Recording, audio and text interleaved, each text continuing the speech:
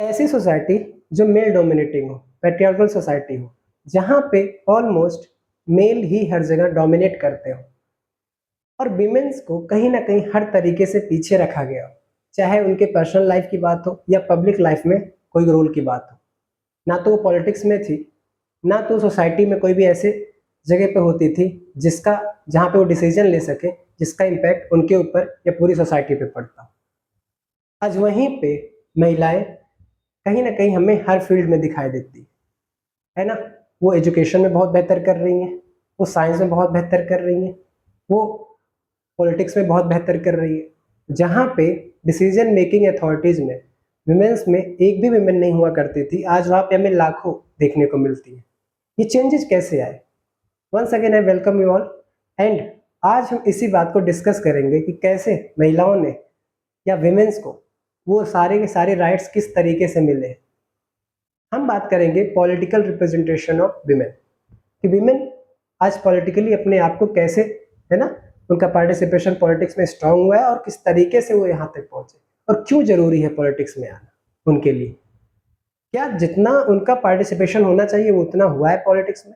नहीं हुआ है तो अभी और क्या क्या हम उसके लिए काम कर सकते हैं? क्या कोई स्टेप गवर्नमेंट ने लिया कि विमेन एम्पावरमेंट हो, विमेन और ज्यादा आगे आए, अपने लिए लड़ाई लड़े?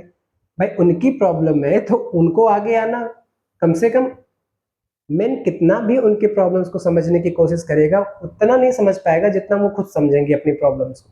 सो दैट्स वाई कि विमेन भी डायरेक्ट आकर के वहां पे पार्टिसिपेट करें जहां पे डिसीजन मेकिंग होना है। वहां पे वो नहीं है तो फिर कैसे डिसीजन मेकिंग हो पाएगा? तो हमने क्या किया था कि एक तो इसके सिलेबस को हमने देखा था कि कौन कौन से टॉपिक हमें देखने वहां पे। ये हमने देखा कि सेक्सुअल डिवीजन ऑफ लेबर किस तरीके से था कि काम को ही बांट दिया, है ना, जेंडर के बेसिस पे काम को ही बांट दिया कि इस काम की एक लिस्ट बनी कि इतने काम केवल विमेन यही यही काम करेंगे, बाकी सारा का काम मेन करेंगे। जैसे हमने कहा था कि कुकिंग हो गया, वॉशिंग हो गया, है ना, उसके बाद बच्चों की देखभाल करना हो गया, है ना। तो ये सारे के सारे काम कौन करते थे? विमेन करते थे घर की। बट तब तक करते थे जब तक इसके पैसे नहीं मिलने थे। जब से ऐसे ही पैसे मिलने स्टार्ट हो गए तुरंत ही सारे के सारे काम मेन भी करने लगे। लेकिन पहले ऐसा नहीं होता था। तो वैल्यूएबल काम कौन करते थे? मेन करने लगे। फिर फेमिनिस्ट मूवमेंट आया धीरे धीरे और हमारे यहाँ जो पैट्रियार्कल सोसाइटी थी, पैट्रियार्कल सोसाइटी का मतलब हो गया मेल डोमिनेटिंग सोसाइटी, है ना, कि जहां पे मेल डोमिनेट कर रहे हैं। इंपॉर्टेंट पोजीशंस को होल्ड करके कौन बैठे हुए? मेंस बैठे हुए हैं, मेन बैठे हुए हैं। कोई भी इंपॉर्टेंट पोजीशन है वहां पे कौन देखने को मिलता है? मेन देखने को मिलते हैं। तो दैट्स वाई क्या है कि ये, है ना, हमने आपको एक एग्जांपल भी दिया था कि अगर घर से बाहर निकलना हो तो किसके परमिशन से माना जाएगा कि अब आप आसानी से जा सकते हैं, कोई रोक टोक नहीं। हमने कहा था कि जो फादर होंगे या जो मेल पेरेंट होंगे उनके पूछने के बाद ही कंफर्मेशन हो पाता है कि नाउ यू कैन गो, है ना। सो इस तरीके से हमने देखा था कि सेक्स सिलेक्टिव एबॉर्शन देखा, चाइल्ड सेक्स रेशियो देखा, डोमेस्टिक वायलेंस देखा, है ना। डोमेस्टिक वायलेंस में हमने देखा कि चलो बाहर की तो चीजें जो इनसिक्योर है, डोमेस्टिक वायलेंस को कैसे रोका जाए, है ना। डोमेस्टिक वायलेंस को जहाँ पे उन्हें वर्क प्लेस तो चलो फिर भी फुल टाइम नहीं रहती वहां पे, जहाँ पे उन्हें हमेशा रहना है वहां के वायलेंस को कैसे रोका जाए। सो डोमेस्टिक वायलेंस जैसी भी चीजें हो गई। एंड देखो, हमें ओवरऑल जो हमारा फोकस होता है वो हमारा फोकस होता है overall development of the nation. And जहाँ की, है ना, हाफ ऑफ द पॉपुलेशन वो किसी काम लायक नहीं होगी, वहां पे कैसा क्वालिटी ऑफ नेशन होगा और कैसा नेशन का डेवलपमेंट होगा। So that's why this is important to empower the women because they constitutes the half of the population. And ऐसी half of the population अगर हमारी uneducated है ना, अनहेल्दी है, प्रोडक्टिविटी नहीं आ पाएगी उस पॉपुलेशन से। And in the absence of the productivity वो पॉपुलेशन कंट्री के ऊपर बर्डन बनेगी। एंड कभी भी एक ऐसी पॉपुलेशन जो कंट्री पे बर्डन बन रही है वो कभी भी क्वालिटी ऑफ नेशन को इम्प्रूव कैसे कर सकती है? तो इस तरीके से इसमें इनकी कितनी, है ना, कितनी इसमें इनकी गलती है ऐसा तो हम नहीं कह सकते क्योंकि इनको शायद चांसेस नहीं मिल रहे होंगे। तो चांसेस तो पहले दिया जाए, है ना। तो कहीं ना कहीं इनको एक रिसोर्स की तरह बनाया तो जाए। एंड रिसोर्स ये तभी बनेंगे, है ना, रिसोर्स तभी बनेंगे जब क्या होगा? इनका एम्पावरमेंट होगा, इनमें इन्वेस्टमेंट होगा। Investment of what? Investment of education, investment of health, है ना, हेल्थ केयर इनका बेहतर होना चाहिए, है ना, हर तरीके से फिजिकल मेंटल हर तरीके से इन्हें स्ट्रांग होना पड़ेगा। तो क्या वो चीजें हैं? वो चीजें कहीं ना कहीं अब्सेंस थी, है ना, चीजें नहीं एग्जिस्ट कर रही थी। तो ऐसी जगह जहाँ पे विमेंस को ये सारी की सारी चीज़ें देखने को नहीं मिल रही थी, ये चांसेस नहीं मिल रहे थे, अपॉर्चुनिटीज़ में नहीं मिल रही थी। ऐसे सोचो कि अगर विमेन है, उसके साथ पास्ट में डिस्क्रिमिनेशन हुआ है, ओके, बट पास्ट का जो डिस्क्रिमिनेशन है वो उनके प्रेजेंट के एग्जिस्टेंस पर भी क्वेश्चन मार्क करेगा, क्योंकि पास्ट की जो चीजें थी, जो एक हिस्ट्री थी, है ना, जो कल्चर का पार्ट बन चुका था, है ना, बहु विवाह, पर्दा प्रथा, ये सारे के सारे चीजें जो कल्चर के पार्ट थे, इसको कैसे हटाया जाए। तो ये सारे की सारी चीजें हटाने के लिए, उनको आगे लाने के लिए कि विमेन भी आउटसाइड द होम भी जा करके काम कर सकती, शहरों के ऑफिसेज में बैठने के लिए केवल मेल नहीं है, फीमेल भी वो काम कर सकती। तो दैट्स वाई कि केवल मेन ही वो काम नहीं कर सकते जो हाईली पेड है, जो वैल्यूएबल है, विमेन भी ऑल्सो कैन डू। एंड करेंगी तो तब ना जब उनको वो आना भी तो चाहिए, वो कहाँ से आएगा। तो इस तरीके से क्या हुआ कि कहीं ना कहीं ये ना कि उनको मौके नहीं मिल रहे because of the patriarchal society.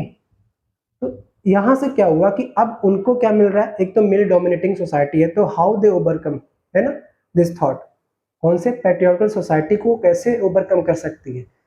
Sexual division of labour, उसके बाद और जो जो वो चैलेंजेस फेस करती हैं, भाई सेक्स सेलेक्टिव अबॉर्शन हो गए, बर्थ से पहले ही सेलेक्ट करके खत्म कर देना, और ये देखो कितना अगली फेस है ना। उसके बाद उसके बाद हम देखते हैं, है ना, सेक्स सेलेक्टिव अबॉर्शन के बाद चाइल्ड सेक्स रेशियो डाउन हो जाता है। आपने केवल एक ही जेंडर को प्रमोट किया, दूसरे वाले को हटाते गए, एलिमिनेट करते गए, तो उसका तो रेशियो डाउन ही होगा ना भाई। तो मेल इतने डोमिनेट कर गए, फीमेल की संख्या ही कम हो गई, उनकी काउंटिंग ही डिक्लाइन कर गई। एंड डिक्लाइन करने के बाद, है ना, क्या होगा फिर, जब वो कम हो गई तो धीरे धीरे क्या हो जाएगा, सेक्स रेशियो डाउन कर गया, डिक्लाइन कर गया। डिक्लाइन सेक्स रेशियो के साथ इनके साथ फिर वो चीजें हमें देखने को मिलेंगी जो नहीं होना चाहिए, है ना कहीं क्रिमिनल एक्टिविटीज बढ़ जाएंगी इनके साथ। तो वो सब भी हमें देखने को मिला, उसका पूरा का पूरा रीजन क्या था, जो यहाँ के कल्चर के पार्ट बन चुके थे वो हमें देखने को मिलते हैं। बट ये सब देखने के बाद क्या इनको इस चीज से निकाला नहीं जा सकता, क्या ये यहीं पे रहेंगी, क्या ये मेल डोमिनेटिंग सोसाइटी में ही रहेंगी, काम को इनको बराबर पैसे नहीं मिल रहे, है ना, सेक्स रिलेटिव अबॉर्शन हो रहा है ना।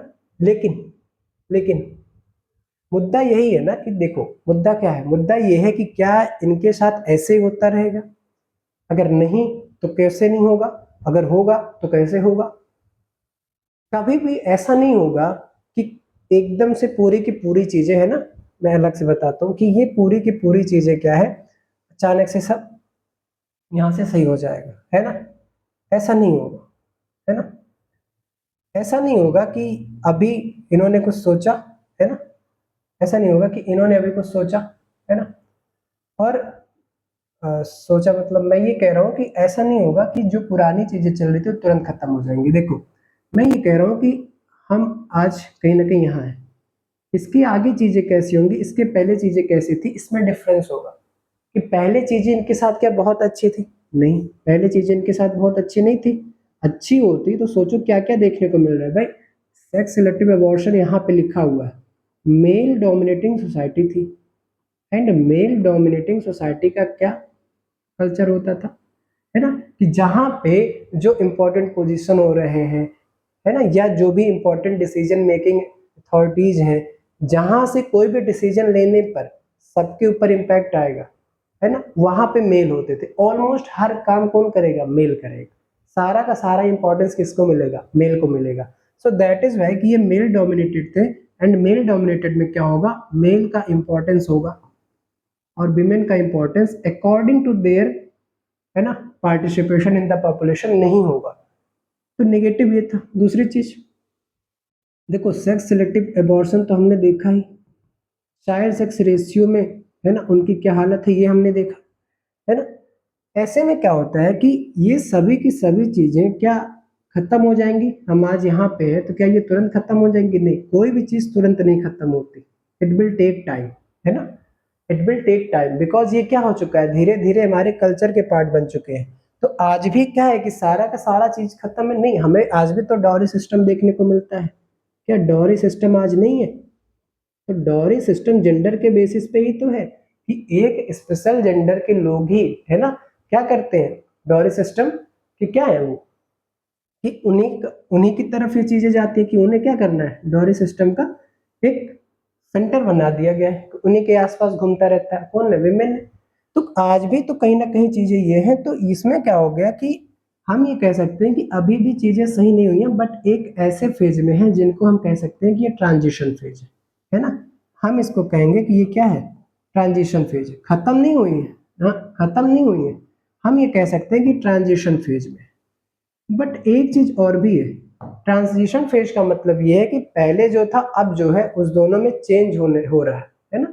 तो कुछ इसके भी है कुछ उसके भी है, मैक्सिमम हम आगे की तरफ निकल चुके हैं, लेकिन क्या पूरी तरीके से निकले हैं, अभी नहीं, अभी कंप्लीट नहीं हो पाया प्रोसेस, हम है ट्रांजिशन फेज में, यानी कि यहां से निकल करके इस तरफ चेंज हो रही हैं चीजें।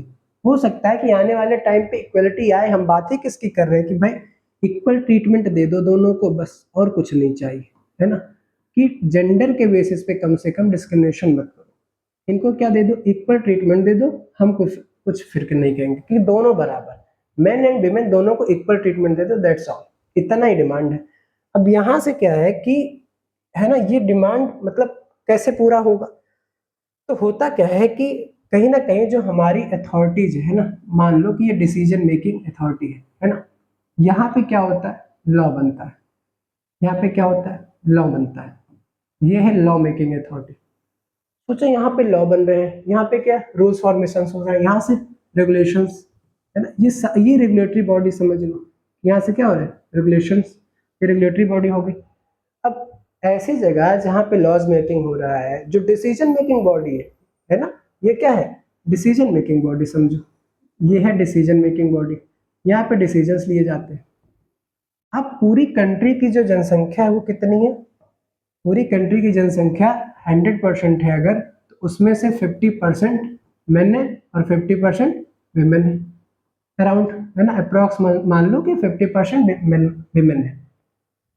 तो यहाँ पे अगर कुल, है ना, 100 लोग बैठते हैं, है ना, यहाँ पे कितने, 100 लोग यहाँ पे बैठते हैं डिसीजन मेकिंग बॉडी में, और 100 में कितने विमेन होने चाहिए, कम से कम कितने होने चाहिए, तो कम से कम तो जितने उनकी पॉपुलेशन में पार्टिसिपेशन है उतने हो, उतने नहीं होंगे, चलो 50% नहीं होंगे, 40% होंगे, 30% होंगे, होने चाहिए कि नहीं होने चाहिए, मोरली तो भाई इक्वल होने चाहिए, लेकिन क्या है, देखो 50% तो होने चाहिए मिनिमम, नहीं 50 हो रहे हैं, चलो 40 कर दो, है ना, नहीं 40 है, चलो 30 कर दो, क्या इतने हैं, आज भी नहीं है।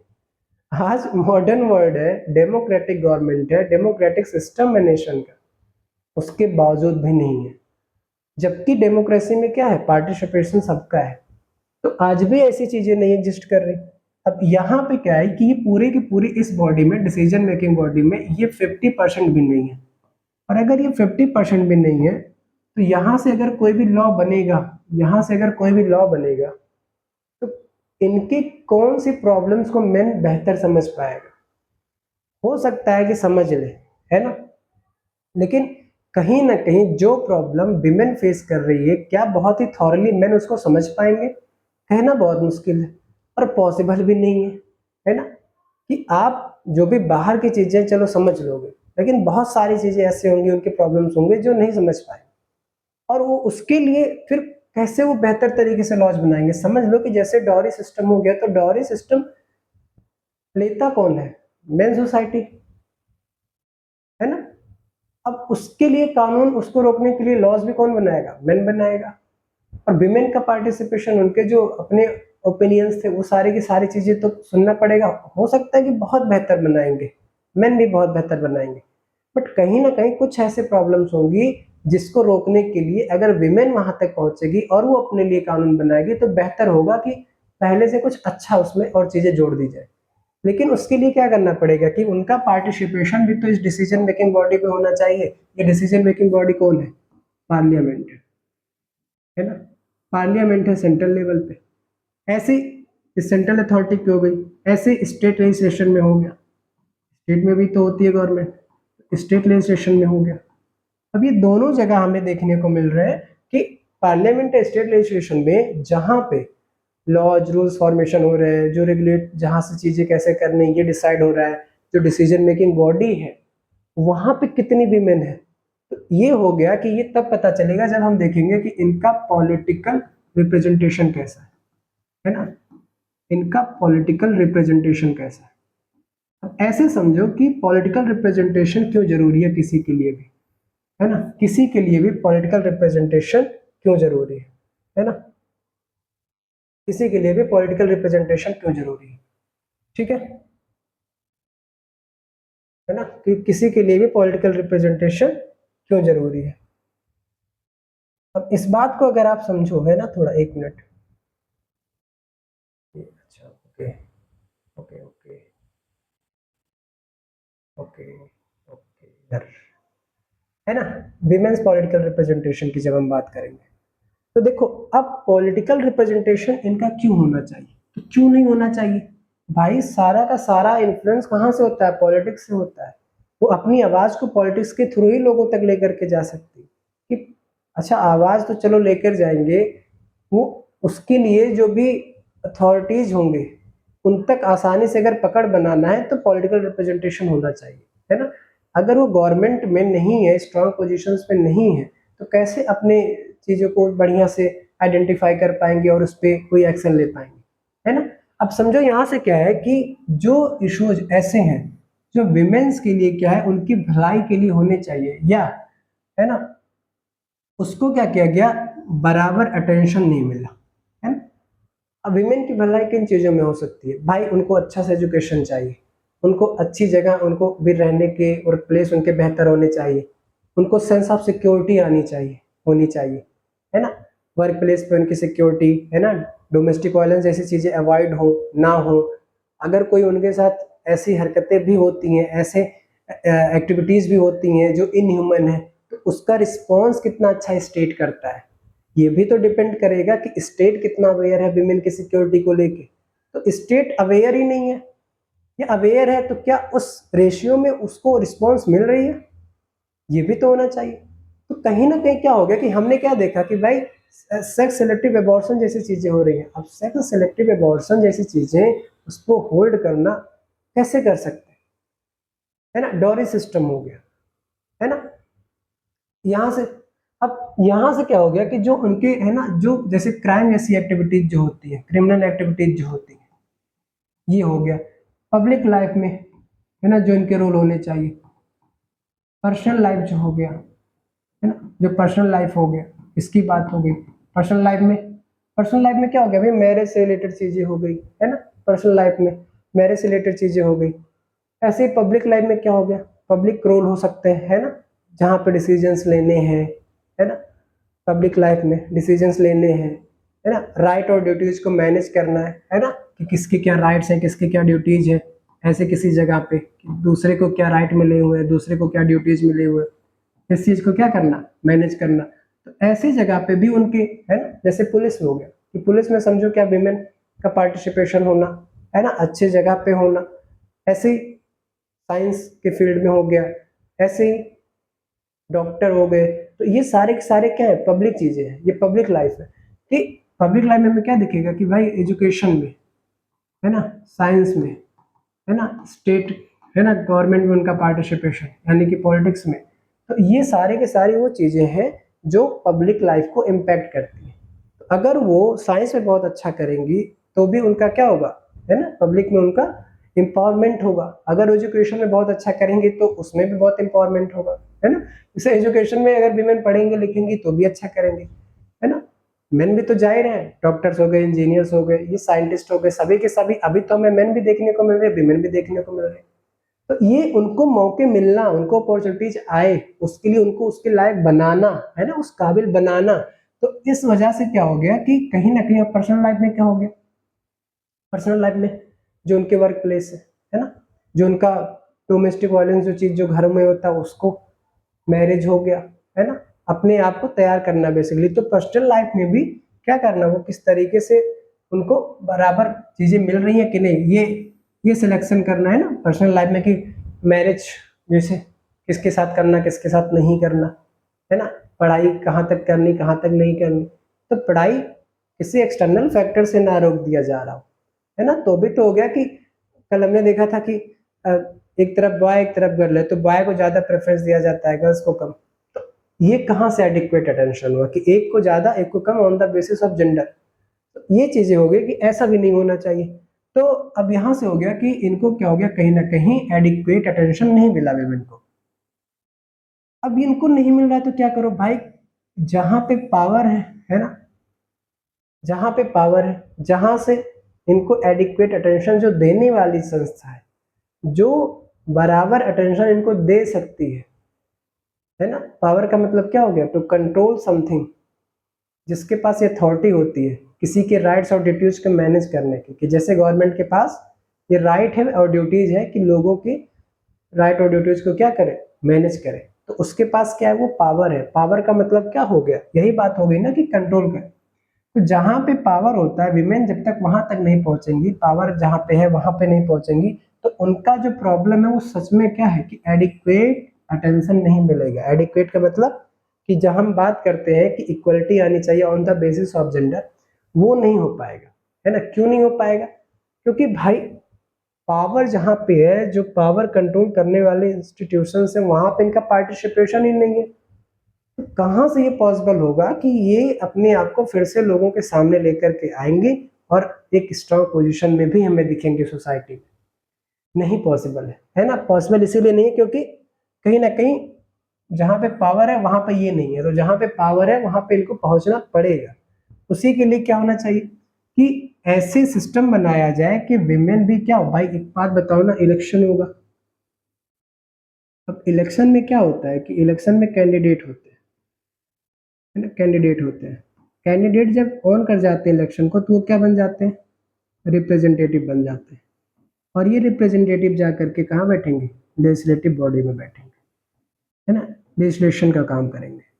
अगर ऐसी जगह पे रिप्रेजेंटेटिव जो है ये विमेन हो, तो कहीं ना कहीं, है ना, कहीं ना कहीं ऐसी जगह पे विमेन भी जा रही हैं जो इम्पोर्टेंट इंस्टीट्यूशंस है, जो ऐसी जगह है जहाँ पे वो अपने पावर का यूज करके अपनी कम्युनिटी को, दैट मीन्स कि विमेन कम्युनिटी को वो क्या कर सकते हैं, एक अच्छे पोजीशंस में ला करके रख सकते हैं। लेकिन 100 लोगों में एक दो पहुंच रही हैं, तो भी बहुत कुछ नहीं कर सकती, है ना? अगर इतने इस लेवल के पार्टिसिपेशन है कि जहाँ पे 100 टोटल है, वहाँ पे 1 और 2 वीमेन है, तो भी क्या पार्टिसिपेशन है इनको? तो क्या वो चीज़ों को इन्फ्लुएंस कर सकते हैं कि मान लो गवर्नमेंट कोई पॉलिसी लेकर आई और उसमें विमेन्स को लग रहा है कि ये हमारे लिए उतना बेहतर नहीं है और वो चेंज कराना चाहें, सो इज दैट पॉसिबल कि बहुत ही आसानी से वो करा लेंगे? नहीं करा पाएंगे, है ना? पॉसिबल नहीं होगा, बहुत मुश्किल होगा, वो इम्पॉसिबल जैसी चीज़ें हैं। तो अगर, लेकिन अगर वही 100 में ये मान लो 40 भी होंगे, 100 में अगर 40% भी होंगी, कि 100 रिप्रेजेंटेटिव्स में 40 भी अगर विमेन है, तो कहीं ना कहीं ये वो चेंजेस करा लेंगी जो ये चाहती है ना? क्योंकि इनका ठीक ठाक पार्टिसिपेशन है। बट ऐसा नहीं है। विमेन क्या है, जितना इलेक्ट होंगी, है ना, इनके जितने भी है ना, ये जितना इलेक्ट होंगी, इनका जितना रेशियो बढ़ेगा, उतनी ज़्यादा ये पावरफुल फेज में आने लगेंगी, पावरफुल स्टेज पे आने लगेंगी। कहाँ पे, लेजिस्लेशन में, एग्जीक्यूशन में, है ना? तो इनका रोल धीरे धीरे और अच्छा होता चला जाएगा। बट है ना, but because of the less participation ये चीज़ें आसान नहीं है। तो पार्टिसिपेशन इनका कम है। अब ये पार्टिसिपेशन कैसे बनेगा? तो कहीं ना कहीं ये क्या है, जब इनकी काउंटिंग पड़ेगी, ये इलेक्ट ज़्यादा होंगी, तभी जा करके, है ना, ये चीज़ पॉसिबल है। तो यहाँ तक क्या हुआ कि जो विमेन है उनको उतना अटेंशन नहीं मिलता जितना मेन को मिलता है। अगर इनको मेन के बराबर आना है, इक्वलिटी है, लेकर के आना है, तो इनको सबसे पहले क्या होना पड़ेगा, वहां तक पहुंचना पड़ेगा जहां से ये पॉलिसीज को चेंज कर सके, ऐसी पॉलिसीज बना सके जो विमेन को एम्पावर करने के लिए मोटिवेटेड हो, है ना? क्योंकि पॉलिटिकल विल होना चाहिए विमेन एम्पावरमेंट के लिए। एंड पॉलिटिकल विल वो लोग क्यों करेंगे जो उसी के हिस्से हैं, उनको शो करेंगे। तो विमेन को वहां पे जाना पड़ेगा और उसके लिए इनके जो रिप्रेजेंटेटिव, जो विमेन रिप्रेजेंटेटिव है, उनका प्रपोर्शन बढ़ाना पड़ेगा। कहाँ पे बेसिकली हम बात कर रहे हैं, लेजिस्लेशन में, है ना? बहुत कम है। अब देखो कितने हैं, मतलब लगभग 50% के आसपास, 49-50% के आसपास इनका पॉपुलेशन में शेयरिंग होगा। उसमें से ये कितने हैं कि मैक्सिमम स्टार्टिंग में तो 2-3% भी होते थे, maximum 14.36% according to 2019 general election है ना, 2019 का जो चुनाव हुआ था, कौन सा, सेंट्रल गवर्नमेंट का, उसमें लेजिस्लेशन में इनका जो पार्टिसिपेशन है वो केवल 15% भी नहीं है, लेस देन 15% है। यानी कि अगर 100 चुने जा रहे हैं तो उसमें से केवल मतलब 15 भी नहीं है पूरी, तो वो क्या पॉलिसीज को, वो क्या विमेन एम्पावरमेंट के लिए पॉलिसीज को इन्फ्लुएंस करेंगे, है ना, कैसे ये, है ना। तो उस फेज में आ नहीं रही। तो स्टेट असेंबली की अगर बात करो तब तो और भी कम है, 5% भी नहीं है ना, 5% भी नहीं है। अब ऐसे में क्या होगा कि स्टेट असेंबलीज में ये 5% भी नहीं है, या 5% से ज़्यादा नहीं है। सेंट्रल असेंबली में ये केवल 15% के आसपास एग्जिस्ट कर रही है। ऐसे में इनके पास क्या उतना, है ना, क्या उतना शेयरिंग है इनका पावर में, क्या ये उतना कंट्रोल कर पा रही है ना, पावरफुल प्लेसेस पे नहीं कर पा रही। क्योंकि अगर एडिक्वेट मान लो कि 60 मेन है 40 वीमेन है तो भी थोड़ा बहुत इक्वेशन समझ आता है। ये क्या है कि 95 मेन है एंड 5 वीमेन है, ये कौन सा इक्वेशन है, ये तो नहीं बनने वाला फिर सही से, है ना। 95 मेन है एंड 5 ही वीमेन है, तो यहां से क्या हो गया कि ये पॉलिटिकली इनका क्या हो गया, बहुत ही वीक हो गई है ना इनका पार्टिसिपेशन, है ना। तो लेस देन 5% है स्टेट में एंड लेस देन 15% है कहाँ पे, सेंट्रल असेंबली में। और क्या इमेजिन कर सकते हैं हम कि इतने इस पार्टिसिपेशन में ये मेजर चेंजेस लेकर के आ पाएंगे अपनी कम्युनिटी के लिए, है ना। तो थोड़ा सा क्या है, पॉसिबल नहीं है। अब यहाँ से क्या करना पड़ेगा, क्योंकि, है ना, क्योंकि बिना, है ना, क्योंकि बिना विमेंस के, है ना, ये पावर, जो पावर के मतलब जहाँ पे जो लेजिस्लेटिव बॉडीज हैं, या ऐसे जो है ना, जो जहाँ पे कंट्रोल करने की पावर जिसके पास होती है, ऐसी जगहों पे जब तक ये नहीं होंगे तब तक कैसे अपनी कम्युनिटी को एम्पावर करेंगे। तो क्या इंडिया में ऐसा कुछ हुआ है ना, कि इनको एम्पावर करने की कोशिश करें। देखो कभी भी क्या होता है ना, किसी भी सोसाइटी में जो लोग आगे निकल जाते हैं उनकी जिम्मेदारी होती है कि जो उनसे पीछे हैं उनको आगे लेकर के आए, किसी भी बेसिस पे हो सकता है ना। ये हमेशा है, समाज में रहने के कारण, सोसाइटी का एक पार्ट होने के नाते, है ना, ये एक क्या हो जाती है, ये एक रिस्पॉन्सिबिलिटी हो जाती है उनकी कि वो क्या करें, किसी ना किसी तरीके से जो उनसे पीछे छोड़ चुके हैं, क्योंकि वो उसी सोसाइटी के पार्ट है, वो आगे निकल आए। अब उनकी जिम्मेदारी है कि अपने पीछे वाले को भी आगे लेकर के आए, है ना, उनको भी उस मेन स्ट्रीम में जोड़ने की कोशिश करें। तो कहीं ना कहीं फिर हमारे लोगों ने इस बारे में सोचा, कहा कि नहीं, विमेन भी पार्टिसिपेट, उनका पॉपुलेशन में भी पार्टिसिपेशन है, उनके साथ जेन्युइन प्रॉब्लम्स भी हैं, तो अब हमें उस प्रॉब्लम को सॉर्ट आउट कर देना चाहिए, है ना। तो इसके लिए क्या हुआ, सोचो अगर एक ही जगह से, एक प्लेस पे विमेन भी चुनाव लड़ रही है, मेन भी चुनाव लड़ रहे हैं, तो ज्यादा पॉसिबिलिटीज किसके हैं चुनाव जीतने की, ज्यादा पॉसिबिलिटीज है कि मेन चुनाव जीत जाएंगे, है ना, इलेक्शन ऑन कर जाएंगे। तो ऐसे में राइट तो हमारे यहाँ सबको है चुनाव लड़ने का, विमेन को भी, मेन को।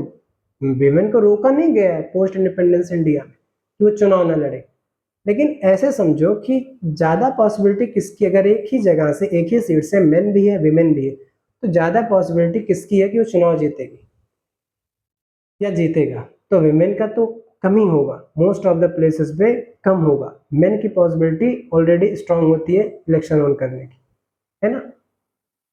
तो इसका एक तरीका ये है कि अगर हम फिक्स कर दें कि यहाँ से मेन चुनाव ही नहीं लड़ सकते, अब विमेन ही आएगी वहां पे, और जब विमेन ही आएगी तो विमेन क्या चुनाव जीतेगी, क्योंकि अब एक देखो, पहले क्या थे, मेन कैंडिडेट भी थे, विमेन कैंडिडेट भी थे, तो वहां पे मेन के चांसेस ज्यादा होते थे, विमेन हार भी सकती हैं। अब लड़ाई ही विमेन विमेन के बीच में है, तो दोनों में जब मान लो 4 कैंडिडेट है या 2 कैंडिडेट है, अब दोनों में लड़ाई है और दोनों विमेन है, तो कोई भी जीतेगा, जीत तो विमेन की हुई ना, सीट तो विमेन को ही मिली। ऐसे में क्या करना है कि फिक्स कर देना कि भाई हम क्या कर रहे हैं, अगर 100 है तो 33 क्या करना है, 33 पे केवल विमेन ही इलेक्शन में खड़ी होंगी, उनसे मेन खड़े ही नहीं हो सकते चुनाव में। हमने रिजर्व कर दिया।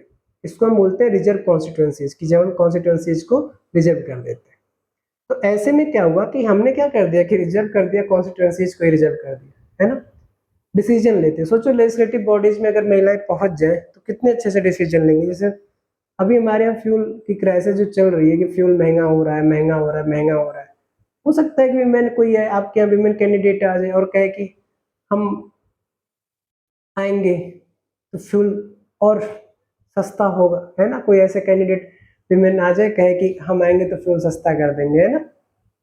तो पता चले कि, है ना, विमेन है और वो ऐसे ऐसे वो भी वादे करने लगे जैसे बाकी के लोग करते हैं ना। कहे कैसे वादे करना, तो गाड़ी के, है ना, गाड़ी को ऐसे रेट बता देंगे कि गाड़ी खुद ही भागने लगेगी, फ्यूल का रेट सुन के ही भागने लगेगी, है ना। कि फ्यूल का रेट ही इतना कर देंगे कि गाड़ी अपने आप चलेगी, केवल फ्यूल का रेट सुनेगी और गाड़ी भाग जाएगी, है ना।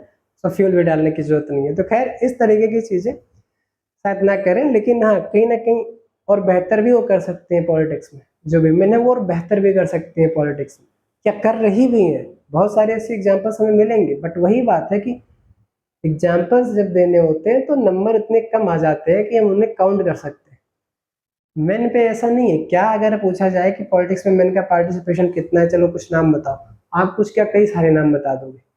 बट पूछा जाए कि विमेन का, तो आप इतने विमेन के अच्छे अच्छे जगहों पे, पीएम के चेयर की बात किया जाए या सीएम की बात किया जाए, तो इतने ही विमेन हुए कि आप काउंट कर सकते हो, काउंट करके आराम से बता सकते हो।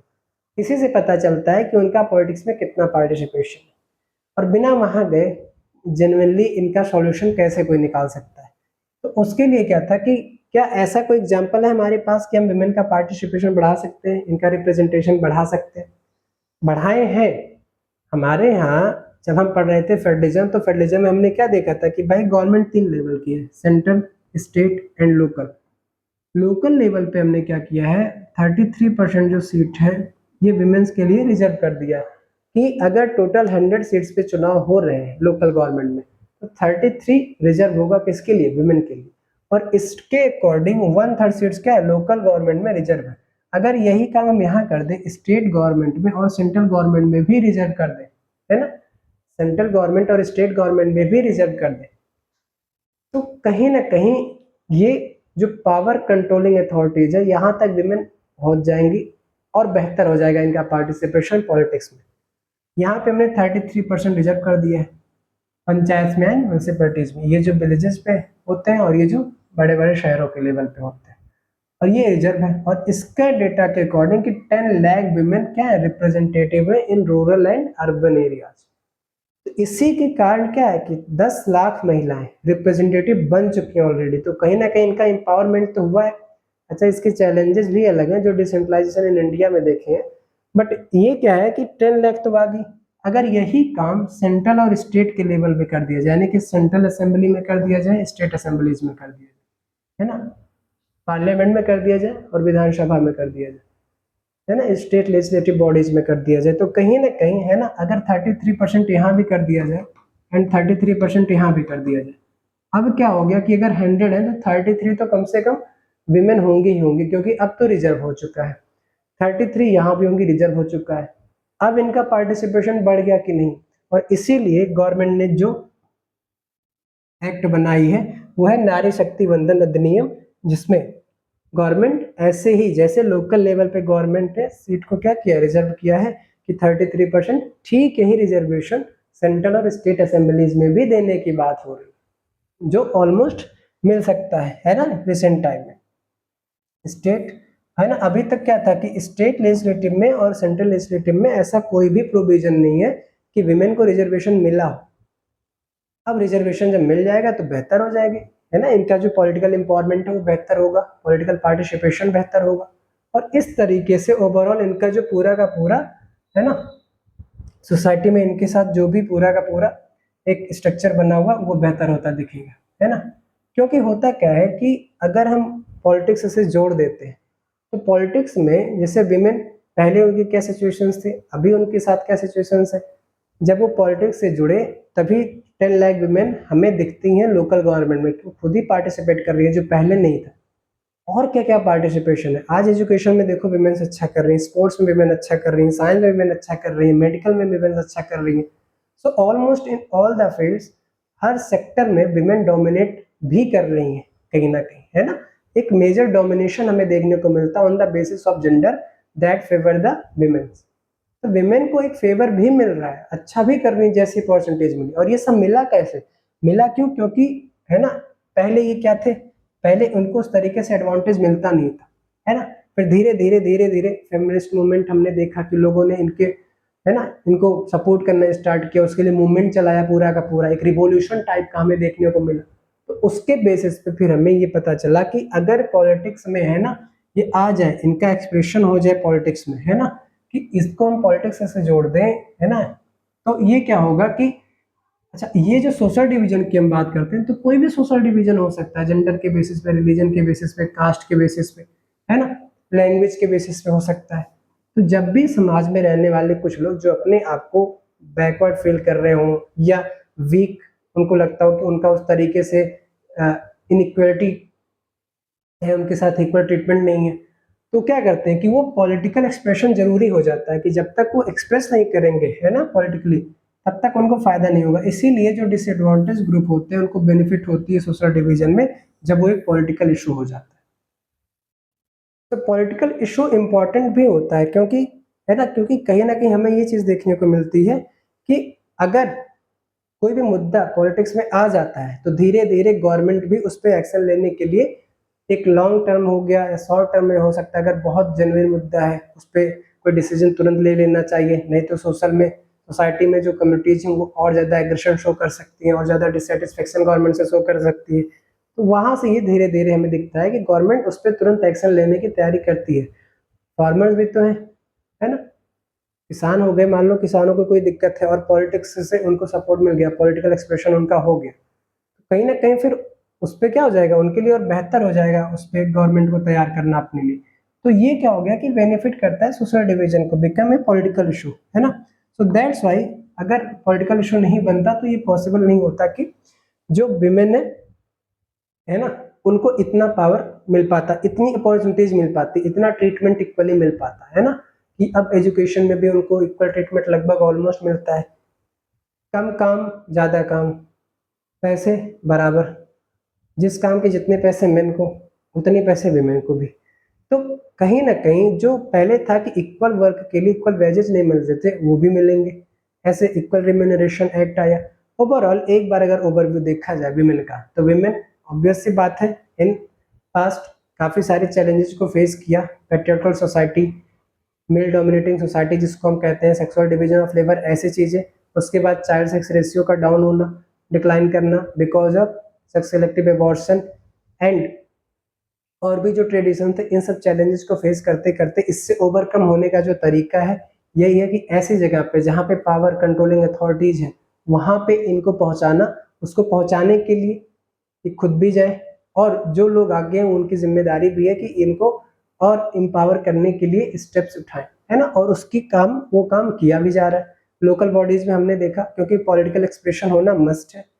इसलिए मस्ट है क्योंकि पॉलिटिकल एक्सप्रेशन हो जाने से चीज़ें इनके लिए आसान हो गई और तभी जा करके आज हर फील्ड में, है ना, एजुकेशन हो गया, साइंस हो गया, मेडिकल हो गया, इनका जो परफॉर्मेंस है वो बहुत ही बेहतर देखने को मिलता है जो पहले नहीं देखने को मिलता था। एंड पॉलिटिकल एक्सप्रेशन होने के ये सभी के सभी फायदे हैं। तो अगर पॉलिटिकल एक्सप्रेशन होने के ये फायदे हैं तो और इनको पॉलिटिक्स में भी क्यों ना अच्छे से, है ना, क्योंकि कहीं ना कहीं एजुकेशन में ये बहुत अच्छा कर पा रहे हैं, मेडिकल में बहुत अच्छा कर पा रहे हैं, साइंस में बहुत अच्छा कर पा रहे हैं, तो पॉलिटिक्स में अभी क्यों नहीं बहुत अच्छा कर पा रहे, तो इनको और एम्पावरमेंट की जरूरत है। तो उसके लिए क्या करना, हमने देखा कि लोकल अथॉरिटीज में सीटें रिजर्व हो जाती हैं 1/3, है ना, 33%। ठीक इसी तरीके से जब स्टेट और सेंट्रल असेंबली में भी, है ना, इनको इस तरीके के डोमिनेट, है ना, इस तरीके के पावर मिल जाएंगी, रिजर्व कॉन्स्टिट्यूंसीज हो जाएंगी 33% का, कहीं ना कहीं ये अपने लिए इन फ्यूचर और बेहतर डिसीजन ले पाएंगे और जो इनकी कम्युनिटी को आगे बढ़ाने में, है ना, और मेन स्ट्रीम से जोड़ने में, जो इनके साथ, है ना, हिस्टोरिकल बेसिस पे पास्ट में जो भी डिस्क्रिमिनेशन हुए हैं, जो भी अपॉर्चुनिटीज इनसे इनको नहीं मिली हैं, वो ये बड़ी ही आसानी से फिर इनको मिलने लगेंगे और कहीं ना कहीं इन फ्यूचर और भी बेहतर करते हुए हमें दिख सकते हैं।